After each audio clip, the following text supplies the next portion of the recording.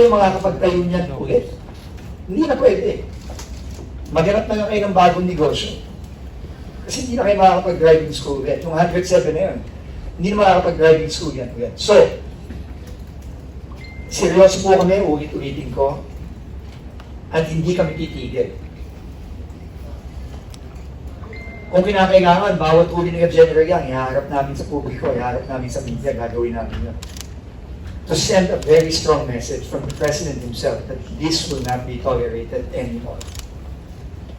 Okay, so last na lang, before we accept questions, is yung mga netizens natin, kayo, mga media, uulitin ko, itag nyo lang ang LTO, itag nyo ang DOTR, itag nyo ang PNP Cybercrime, itag nyo ang LTFRB. Iba-validate lang namin. Kasi nga, sabi ko nga kahapon, may mga nagpapadala sa amin, hindi naman pala sa Pilipinas yung video. No? Pilipino yung nag-annotate, yung nagkikwento, pero mukhang pinagkakakitaan din. Gusto lang magkaroon ng clip para sa YouTube, para kumita. Dami talagang loko-loko eh. So, pero pagka-validate at nalaman na nandito sa Pilipinas yan, suspendido po yan. 90 days kagad yan. Walang hearing, walang kahit ano. Suspendido po yan kung nag-validate. Kahit video lang. So we're again encouraging our netizens and our media to please keep on sending us.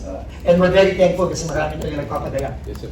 Ngayon, ang dami nang nagpapadala. Kaya ang dami nang nasususpindi ni Asik Vigor ng kanyang team. So tuloy-tuloy lang po tayo, magtulungan tayo. And sana matuto na po tayong lahat.